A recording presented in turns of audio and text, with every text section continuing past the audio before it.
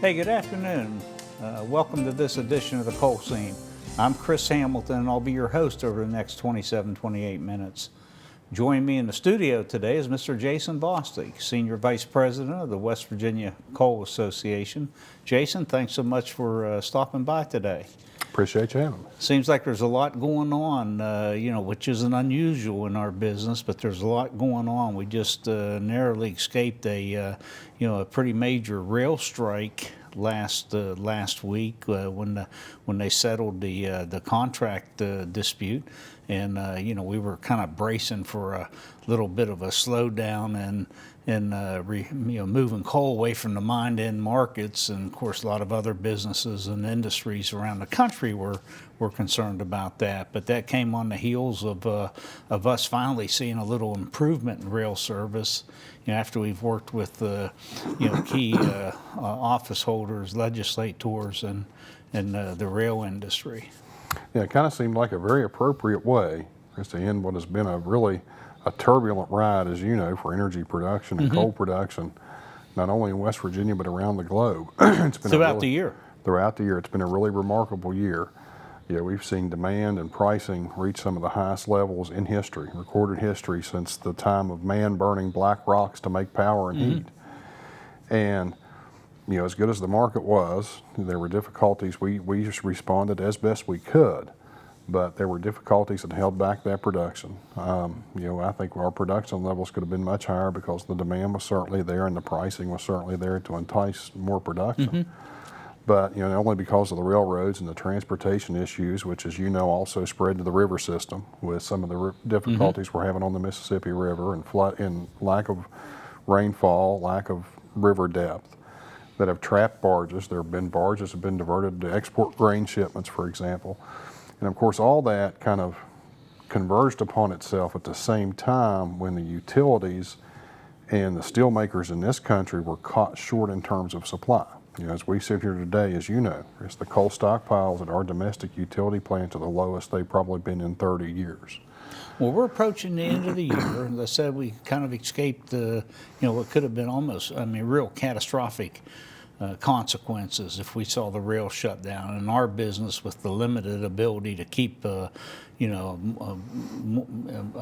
large quantity of coal at the mine site, if that's not removed sequentially as you're producing, as it's demanded on the end user side, a week or two could have basically shut the industry down, maybe even a couple days in some areas. Yeah. As you know, so like take export metallurgical coal, 98% of that depends on rail movement to the ports. In a day or two, given the service difficulties we were already having before the potential strike was announced, a day or two of disrupted service and the entire chain would have broke. From we would have had to curtail production at the mine site, and the export ships that were waiting to dock at the ports would have continued to stack up. We have a little bit of coal that finds its way down to Mobile, Alabama, and that is transported by barge. But what, 90% of the exports, around 90, or is it more north of 90? About 98%. 98%, that goes over to the eastern seaboard, is shipped by train. Yeah, and that system has worked well for almost 100 years. The Internal thermal's more of a balance. Yeah, we've got a little diversity with the domestic. A lot of that's thermal. delivered by river barge transportation. Yeah. But in both instances, even on the domestic thermal side, if it's a railroad-served facility, whether it's an export facility or a coke plant or a steel mill or even a railroad-served electric utility, there's usually not an option for another transportation mechanism. Those facilities, like most of our railroad-served domestic power plants that are just rail only, are in the Carolinas. And there's no navigable rivers close to those facilities. And coal's too heavy, and it's just too far of a trucking distance. In an absolute emergency, we can move it by truck, and we have, to keep the power plants online, but those plants consume so much coal that you would almost have to have a truck train. Just lasso a bunch of trucks together and run them down the interstate. Well, here we are. We're approaching the end of the year. We're coming to, close of 2022. and the year's been filled with challenges and opportunities. You know, we saw the Ukraine war, the Russian invasion of Ukraine, spike export markets as the European community talked about moving away and transitioning away from Russian coal, Russian energy. So we had that opportunity. We had opportunity here domestically, trying to put more coal at our in-state power facilities and those power facilities outside of West Virginia that also rely on West Virginia coal. Met market's doing pretty well. You know, our production last year was up 18% or so over the previous year. This year we're running about 5%. But yet we have all these challenges. You know, we're doing pretty good as an industry, but we have all these challenges that are more serious than ever before. You know, still have equipment, manpower issues, rail service is still problematic in some areas. Some other areas it's improved. Give the real credit for that. But yeah, we still have a president that's coming full steam ahead now on the administrative level. And behind a set of rules that we're going to see issued in 2023, you know, that's going to create additional havoc on our coal fleet.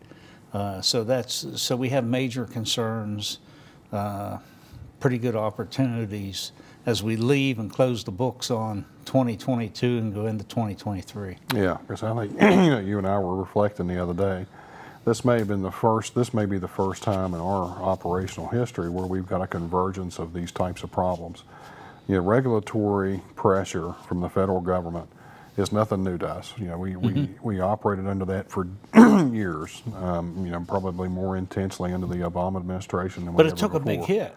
I mean, we're still experiencing bad consequences from the Obama years. We are, yeah. I mean, that's an accurate statement. Yeah, we shed, as you know, we've shed about 60 to 70 million tons of production in West Virginia because of the regulatory actions of that administration. Of the Obama administration. Yep, just the 8 years of that administration. And, you know, oddly enough, the energy situation that we find ourselves in now, where the stockpiles domestically and internationally are short, it's the same type of coal that we no longer produce that Europe is so desperate for. It's high BTU, low sulfur thermal coal that we traditionally mined in southern West Virginia that was unfortunately targeted by the Obama administration.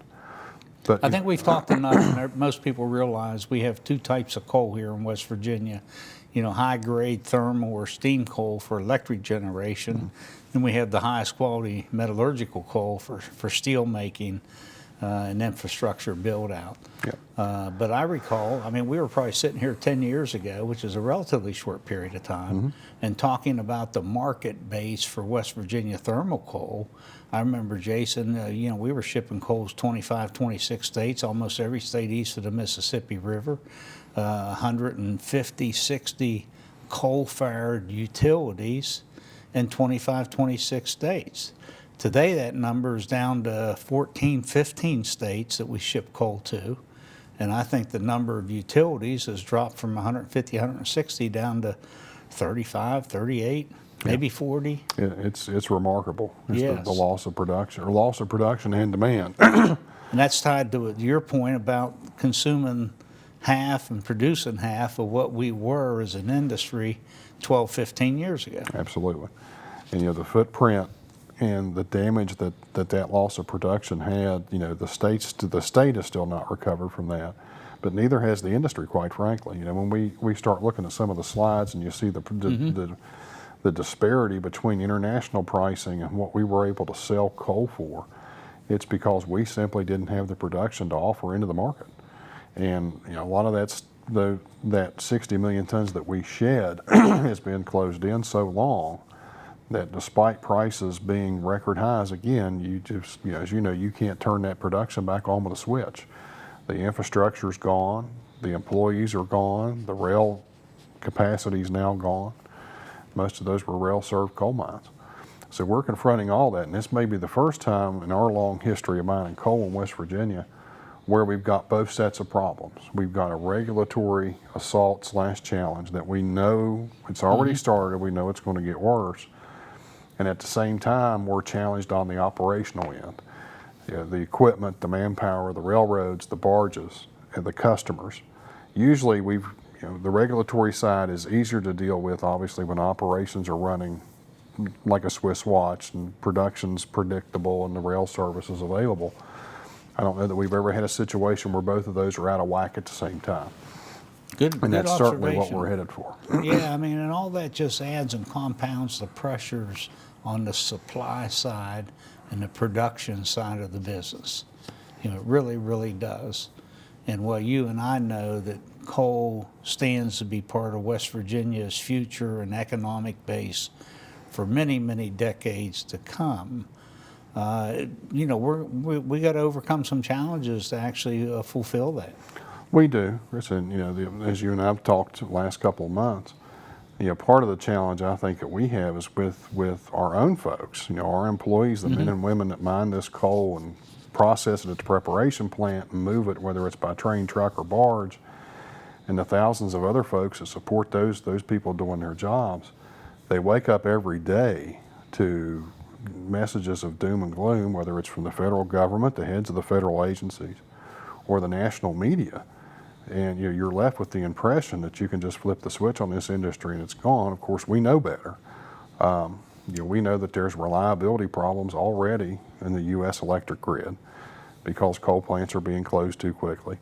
Europe is now going through its fourth experience. There was an energy crisis in that continent before Russia invaded Ukraine. The Ukrainian situation just made it worse.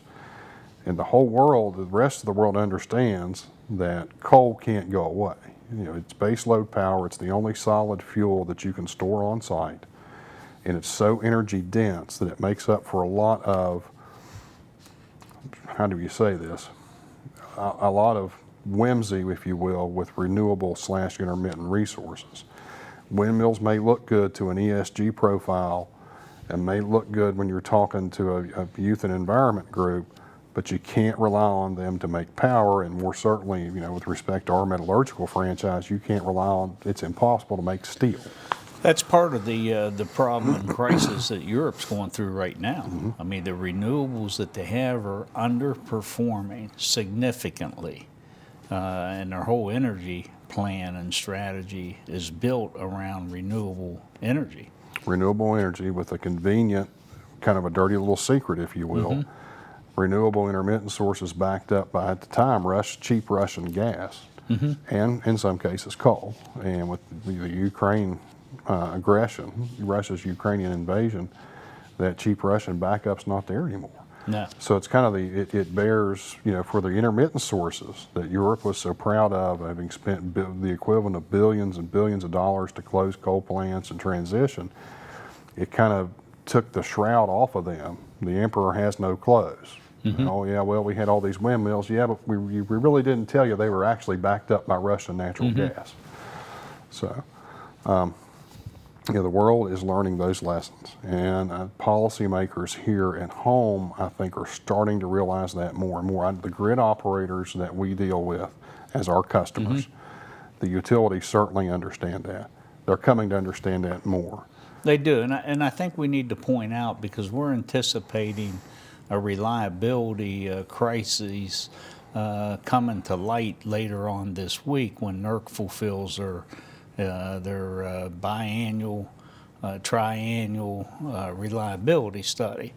I know that's due towards the end of this week, and we already understand that they're very concerned over the short coal supplies that exist, and thus the shorter than what could reasonably be expected baseload generation capabilities right now. Absolutely.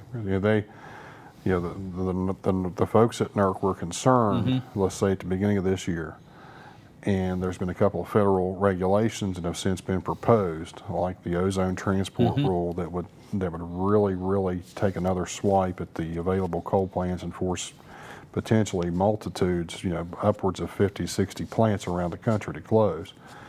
So I think NERC has taken that seriously enough to step back yet again and say, okay, let's expand that reliability assessment. Let's account for that massive coal retirement.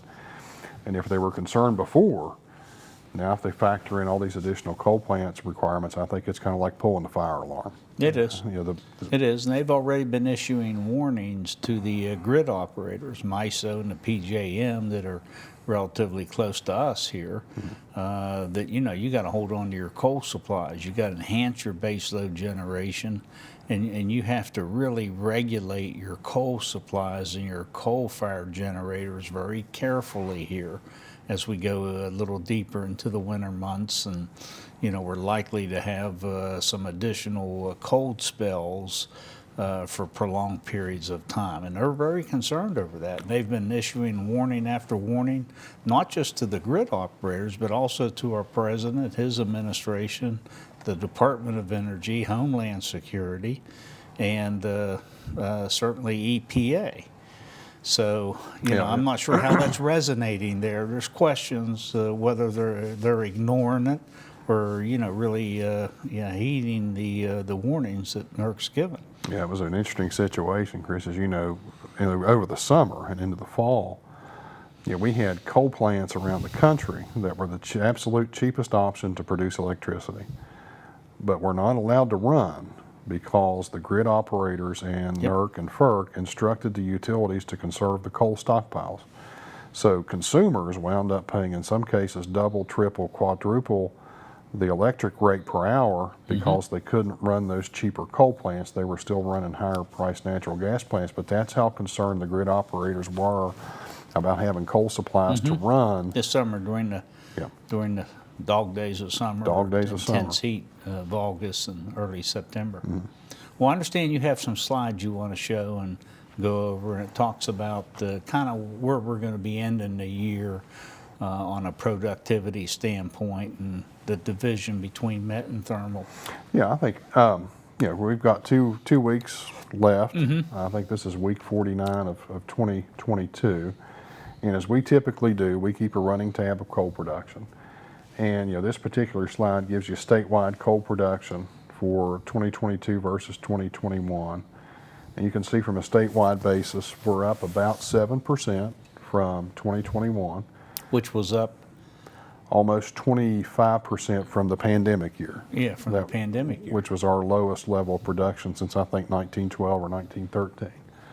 So, the next 2 weeks play out like we expect them to. And of course, there's some stuff that'll trail in after the end of the year as coal's in transit around the country.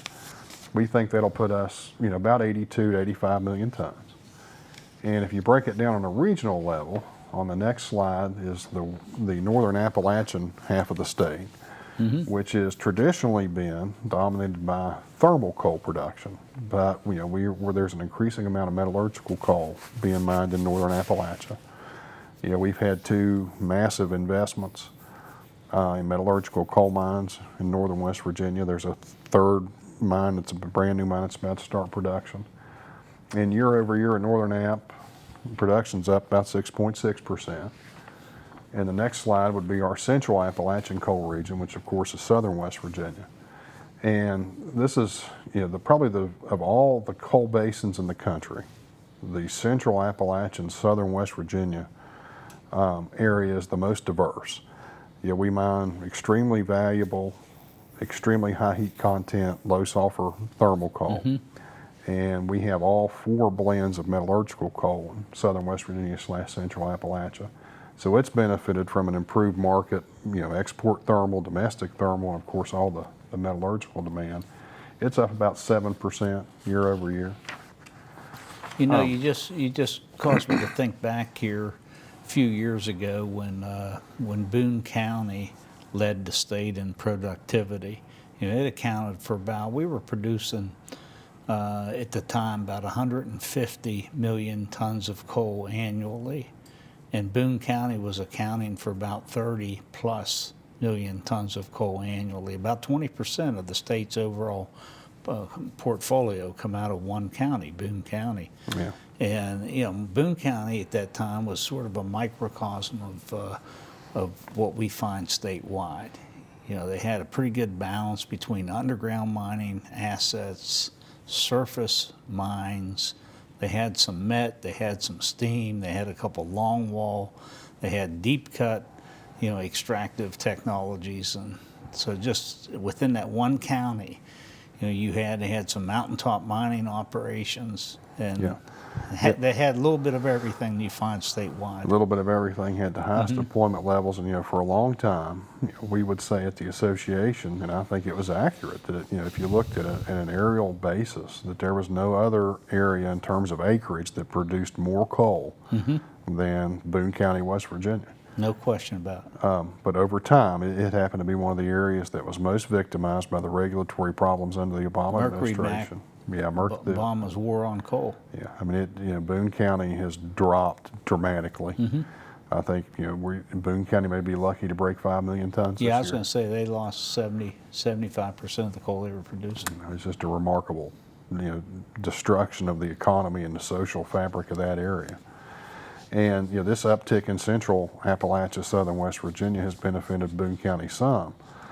But there's an example of, you and I and the coal operators and the coal miners that worked in that area know that there's reserve there that can be recovered, but the infrastructure challenges are just overwhelming. New rail, new belt, new equipment, everything that we talked about at the beginning of the show. And all that stuff is gone and have to be put back. Yep. What other slides we have? Well, just to give you an idea, so if the next slide I charted was U.S. electrical output. Electric generation is still a major portion of our market, and year over year, electric generation is only up about 2%. But yet, coal production not only in West Virginia but around the country is up anywhere between 5 and 10%.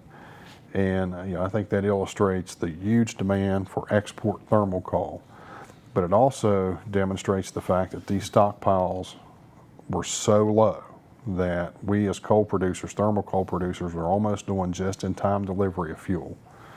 So we're trying to dig ourselves out of a hole, if you will, with respect to stockpile capacity. And the next slide, just to give the audience of an idea of, again, we're talking purely electric generation here, this is natural gas pricing, spot prices that the federal government tracks, and I've got it charted from 2019 to 2022. And if you look, you can see why coal electric generation is suddenly so much more competitive. From 2019, the price of natural gas at power plants has gone up in excess of 200%. And that's been relatively constant. But the other issue with natural gas pricing, as you know, natural gas is delivered just in time. The minute it's injected into the boiler and combusted to make heat is when it's paid for. It can't be stockpiled. Usually can't be stockpiled. So the erratic pricing of natural gas is really Very impacted. vulnerable to terrorism, too. Right. I think just a couple months ago, there was a major international pipeline that they thought may have been sabotaged. I happened to turn on the news just the other evening, and they were reflecting on the 10-year anniversary of the pipeline rupture up in Sissonsville that lit the sky for hours, and miraculously nobody was injured or was hurt in that accident. And natural gas infrastructure it's for the most part it's singular. If a pipeline is disrupted, whether it's the pipeline in Europe or there were problems a couple of years ago with most of the major wells and pipelines in Texas and Oklahoma because of one of the major winter events, but usually there is no alternative pipeline capacity. And in terms of a coal plant, first off, we usually, in normal times, have a decent stockpile. It's usually 30 days or more. Now, they're at record lows right now, and we're working hard to rebuild those utilities. So we've got usually have a couple of days available on the ground should there be a train derailment, should there be an accident on the lock and dam system where the barges can't get through. But the other thing with the coal plants is, again, as we were talking earlier, if it's absolutely critical and crucial, we can find other transportation methods. I mean, you can put coal in a grocery bag, and carry it down the road, as we threatened to a couple of times earlier this summer. But natural gas supplies and plants usually don't have that luxury. So a single event can disrupt the entire fuel supply for a plant and essentially take it out of the system for days, which is what happened in Texas a couple of years ago. Well, our current electric system that's been responsible for bringing all this manufacturing into the state, forever and a day, we had the lowest electric prices found anywhere in the country right here in West Virginia. And our energy prices have gone up a little bit, but they've gone up everywhere. And coal-fired electric generation is still much cheaper than what you can buy power off the PJM grid or other power markets. It's about half of what you can generate electricity with solar, substantially cheaper than producing electricity with wind, especially if you remove those federal credits that those two fuel sources are benefiting from. Absolutely. Then coal is heads and tails more affordable or cheaper than renewable generation. Absolutely. I said even if one was to include the subsidies, you know, what's lost on most folks, and certainly most of the national media or even the federal government, is, you know, wind generation or solar generation at, you know, $10 a megawatt hour.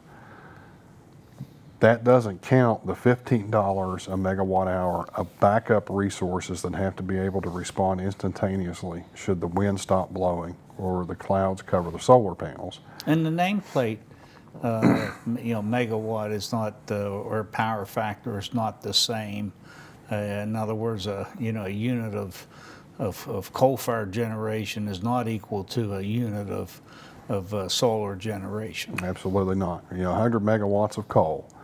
If that's the nameplate capacity, then you expect to get 90 to 100 megawatts of generation out of that particular unit, depending on variation and, you know, ramping up, ramping down temperatures. Jason, it is hard to believe, but we are just about out of time here. I mean, that's a really a quick half hour we spent just kind of giving a status report on the industry. We're probably going to have to leave it here, and we'll come back here real soon and you know, pick up where we left off. So thanks so much for coming by, and thank you so much for tuning into the Coal Seam on the Library Television Network, and happy holidays on behalf of the coal industry to everybody and all our viewers. Thank you so much.